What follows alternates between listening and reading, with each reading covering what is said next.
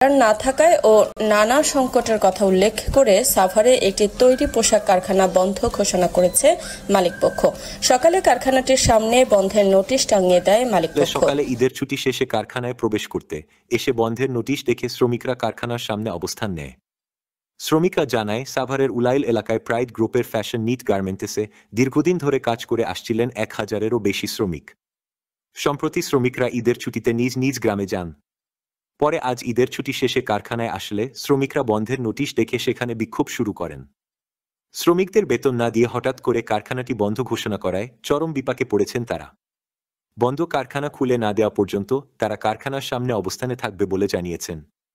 এ বিষয়ে কারখানাটির মহাব্যবস্থাপক প্রশাসন and compliance Monirul ইসলাম বলেন, কাজের অর্ডার না থাকায় জ্বালানি ও কাঁচামাল সংকটের কারণে কারখানাটি বন্ধ ঘোষণা করা হয়েছে। যে কোন অপ্রীতিকর ঘটনা এড়াতে কারখানাটির সামনে অতিরিক্ত আইন শৃঙ্খলা বাহিনীর সদস্যরা মোতায়েন রয়েছে।